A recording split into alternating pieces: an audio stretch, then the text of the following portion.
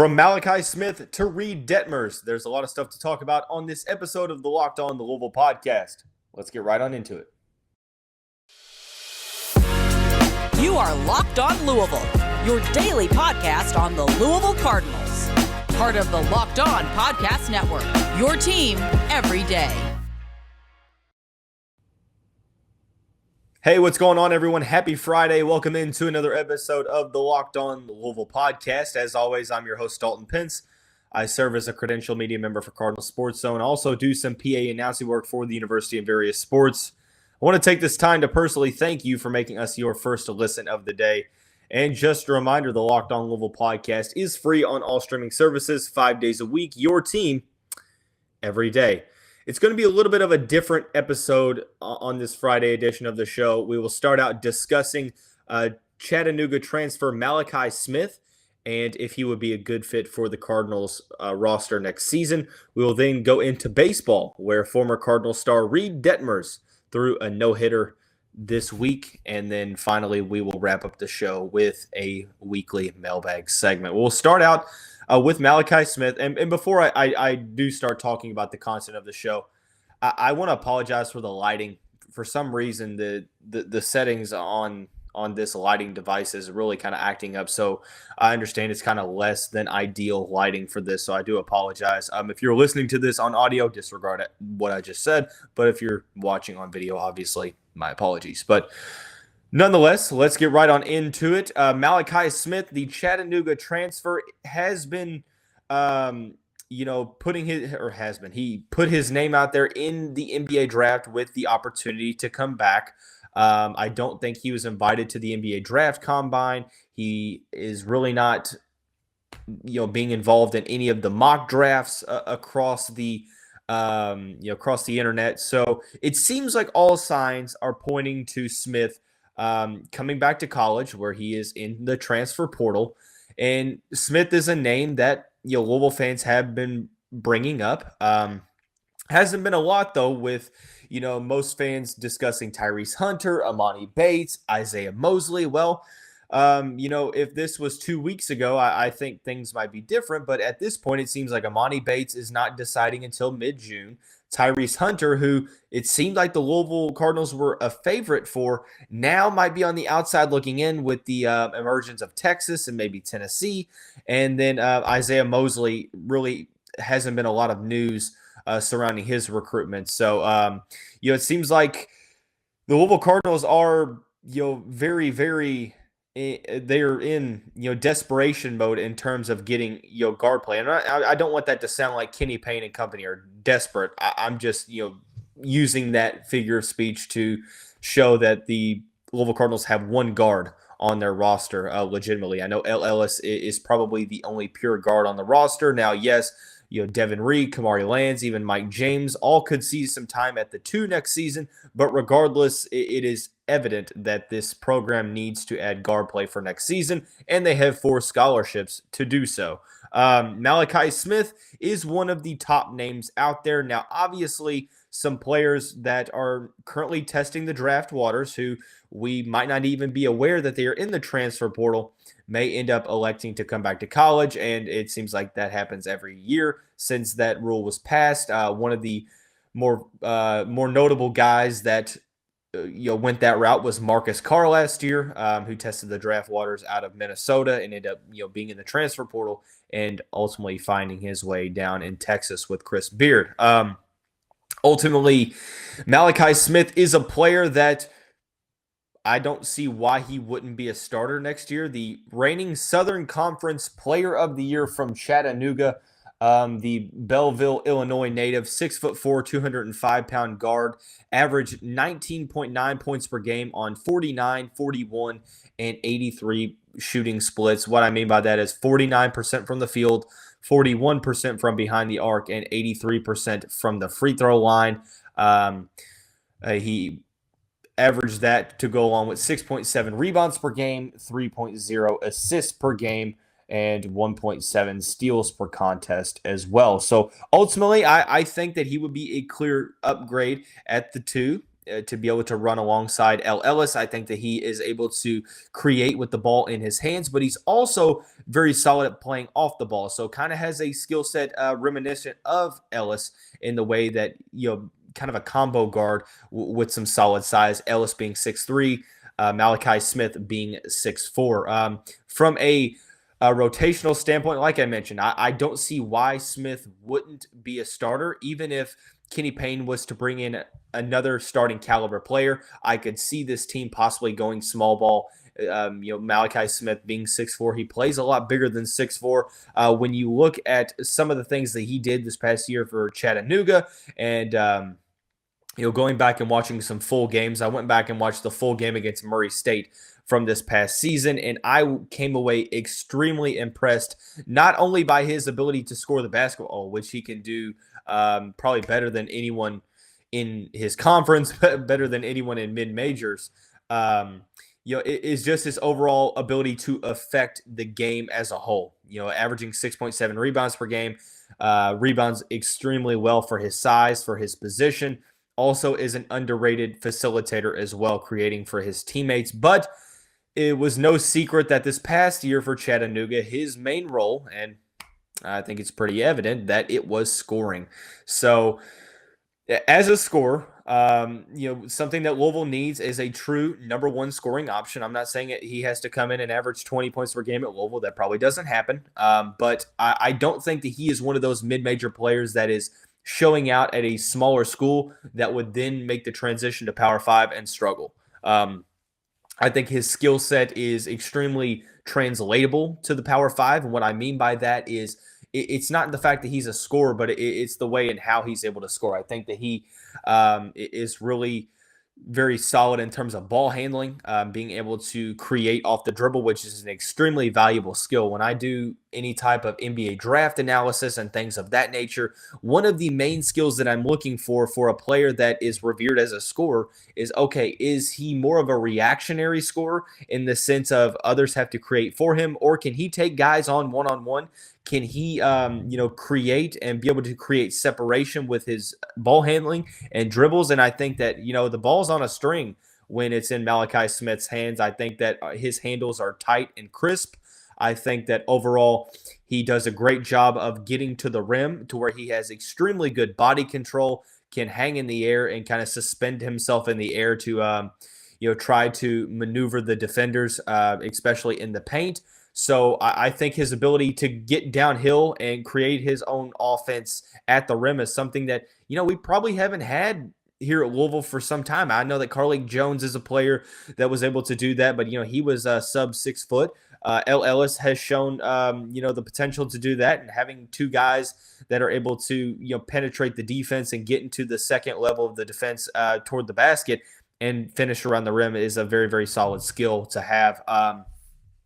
Probably not necessarily known as like a elite three-point shooter. He is pretty efficient and pretty solid for his usage, shooting the ball 41% from behind the arc. Overall in college, a 38% three-point shooter, and he averaged the most attempts he has in his career this past year, 4.1 attempts. So solid on-ball defender as well.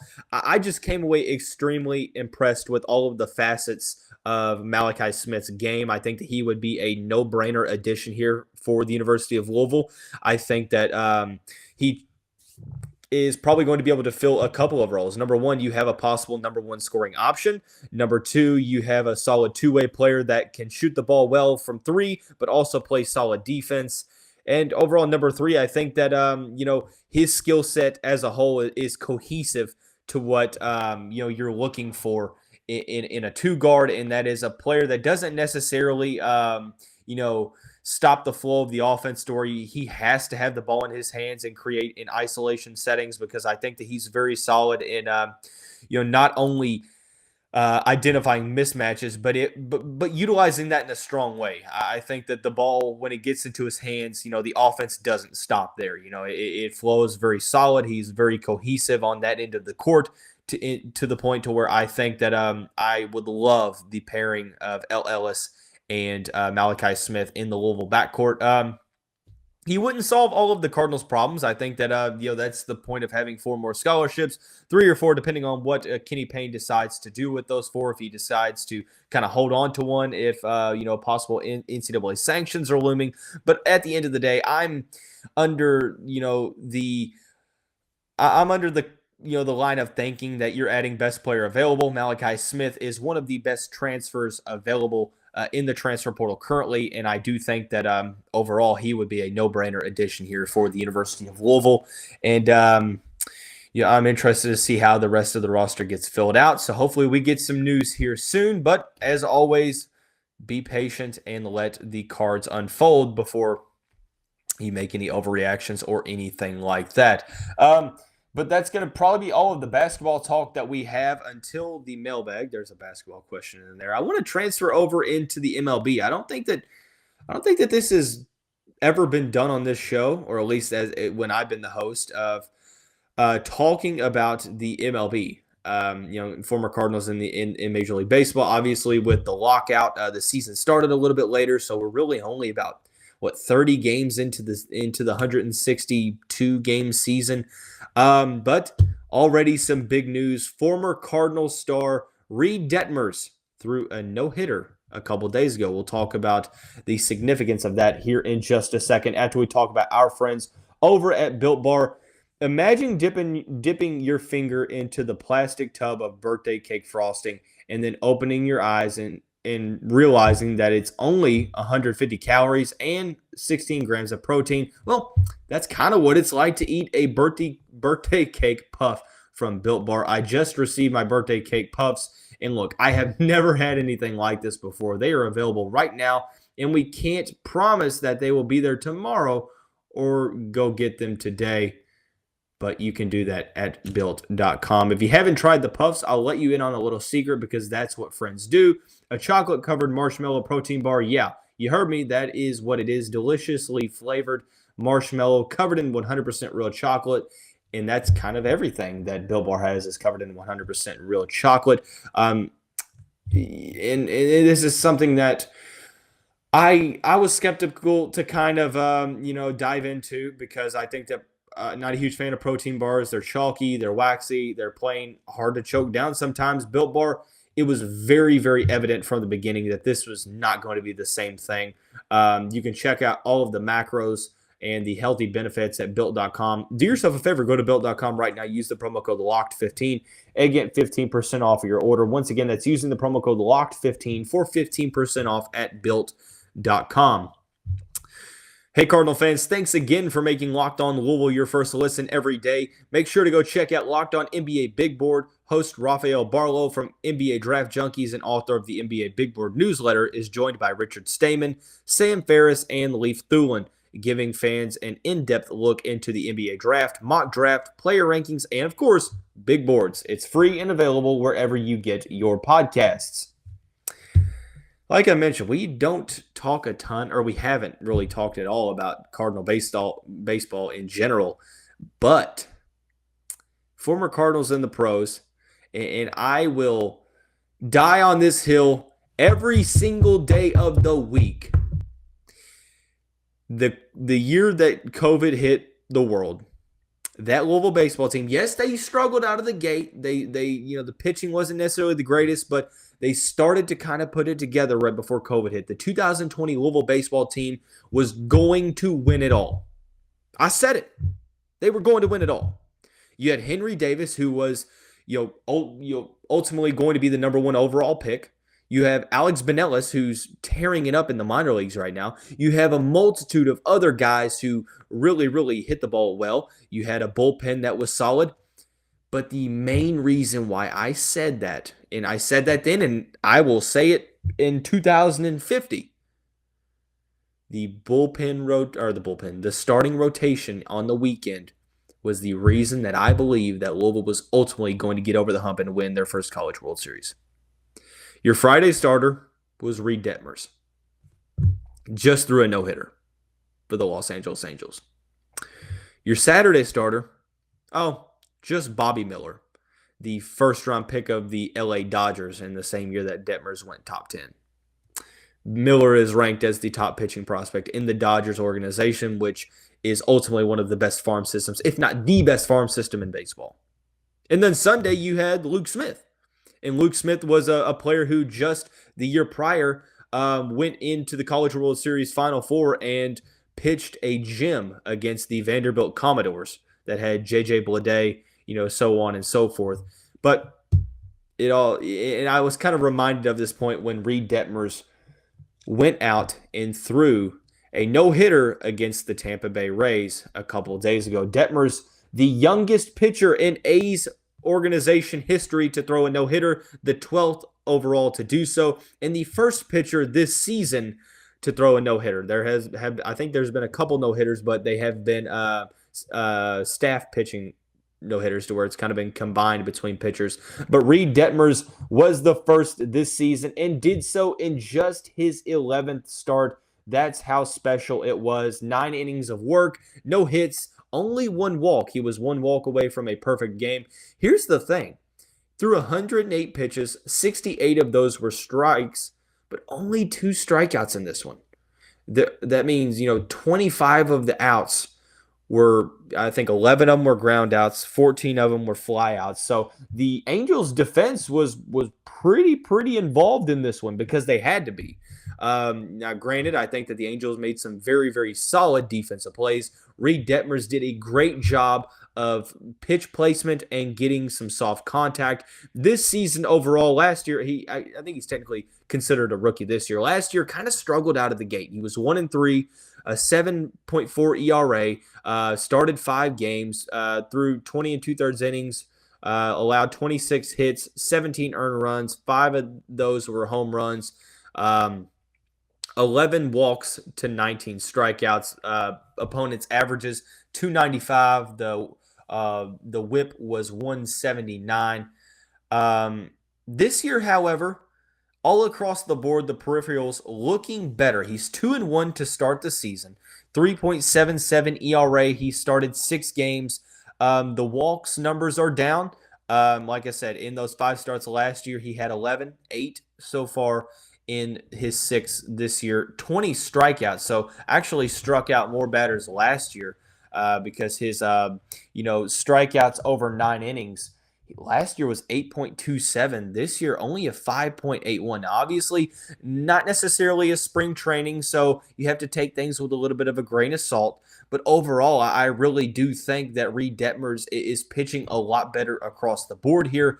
When you look at the strikeout to walk ratio last year, 1.73. This year, 2.5. So he's getting better in all facets of the game, and I think that to do so, to get a no-hitter against the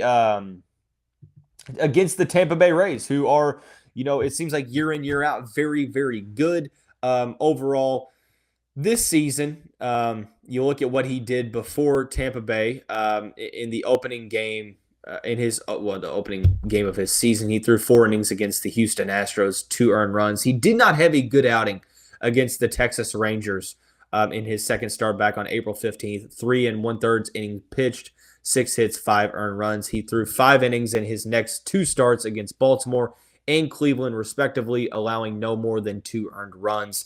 So Detmers, who's known for having some nasty stuff, not necessarily getting a ton of strikeouts, but what he is doing is he's getting guys to hit into soft contact. One pitcher that really reminds me of is Zach Greinke. Now, obviously, Zach Greinke in his earlier days was extremely electric. But, guys like Zach Greinke, now Madison Bumgarner at age 32, and then, some other guys here and there, I think are making their living off of getting guys to ground into soft contact. I think he's getting a lot more ground balls than he did last year, as opposed to flyouts. So the contact really hasn't been there. It'll be interesting to see what happens if the dead ball situation changes in the MLB, and if so, when that happens, how that's going to affect some of these younger pitchers. But to do so and get a no-hitter in his 11th start, obviously we may be kind of being a little bit over analytical when it comes to what Detmers is doing, because he's only going to go into his 12th start in his next appearance on the mound for the Angels. But I think that having a guy like this in the rotation that you're able to, come in and be ahead of the curve already and be a solid arm in the back end of your starting rotation behind guys like Shohei Ohtani, like Noah Syndergaard, so on and so forth. This is extremely valuable for a team like the Angels, who are currently really, really doing well. 21-12 on the season by the time that this podcast gets released.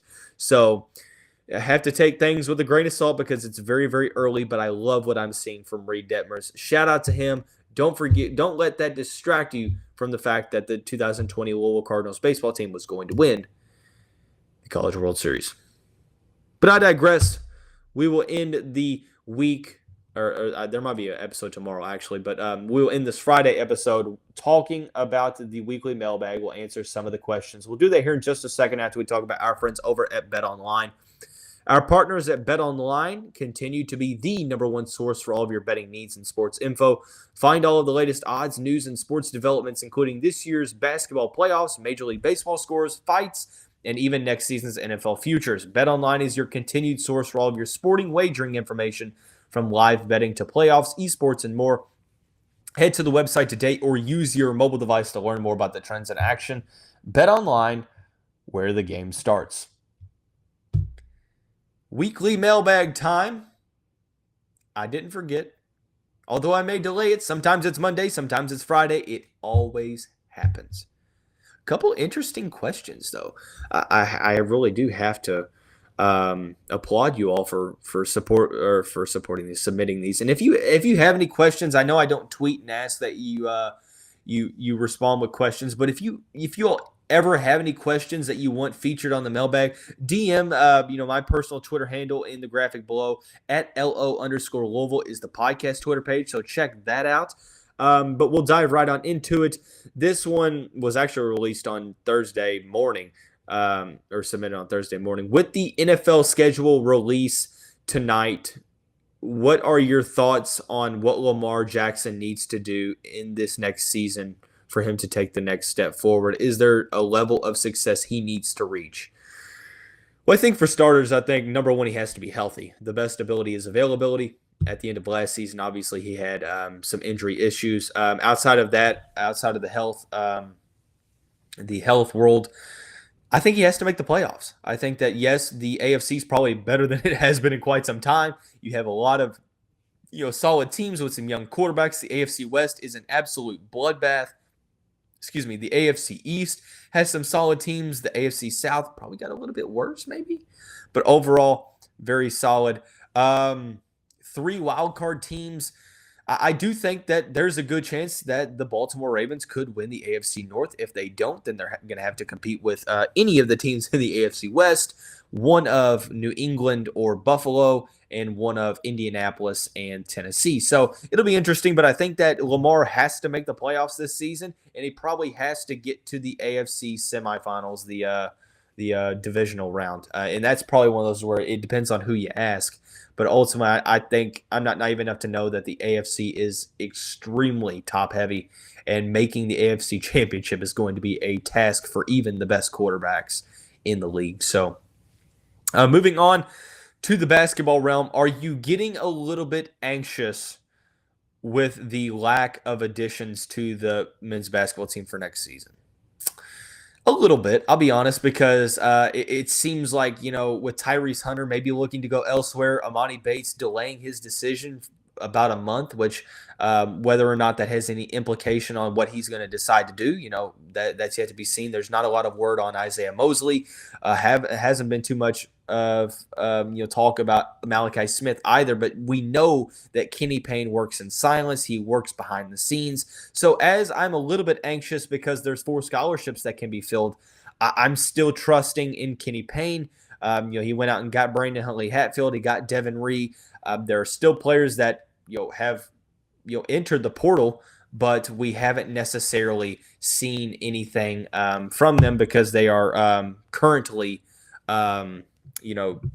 testing out the NBA draft waters. So I'm a little bit nervous, but at the end of the day, I'm going to hold off all judgment because Kenny Payne and company have proven to me that obviously they know better than I do. So, I'm not necessarily too awful nervous, but I'm just a little bit anxious because I'm more kind of excited to see who he adds. It's probably going to be names that we're not even talking about, talking about Kenny Payne. So, final mailbag question before we get out of here pertains a little bit to the football side of things. This is going to obviously be taken out of context in some ways, I would assume. So hear me out when I answer this. What is your reaction to Jeff Brohm's comments about the University of Louisville? For those who are not aware, Brohm answered some questions about why he stayed at Purdue back in 2018, said, he was trying to do right by people who had treated him well, which I respect. And, he's staying true to his word. But then he also said, year 6 and Louisville's a special place. You never know what the future holds. He always loves Louisville. So, a lot of people read into that like, okay, he would entertain coming back. And promptly, the fan base flipped again on Scott Satterfield. My reaction to this whole thing is to relax and try not to overreact to it. We have a football coach. Year 4, there's a lot riding on year 4. He has done a great job of building a 2023 recruiting class. I would just, honestly, my reaction is to let's focus on who's here. We have a coach. We have a coaching staff that's getting ready to try to gear up to have a lot of success in the 2022 campaign. At this point, is it nice to hear what Jeff said? Of course it is. You like to hear that he loves Louisville and Louisville loves him. He's a beloved figure here in the city, within the university and stuff like that. But right now we have a football coach. We have a football team that's striving every single day to be better than they were the day before and to get some of the bad taste from last season out of their mouth and really start to put together a good year next year, because the schedule, I think, warrants a very good season. So I would say, just lean into this, current regime, to these current players. I understand, it's kind of in a show me sense with this coaching staff. And I agree. There's some things that this staff needs to prove. There are some things that this team needs to prove on the field, and we have to see that in the win column. But as of right now, I think that the worst thing you could do is overreact and cause a fiasco like we did back in late November, early December. So, hey, but that's going to wrap up the mailbag segment. If you want to get some conference news on the ACC, Locked On ACC, that podcast is free on all streaming services, 30 minutes daily, Monday through Friday. But hey, that's going to wrap up this Friday edition of the show. Everyone have a great day. We will see you right back here, possibly tomorrow, but definitely on Monday.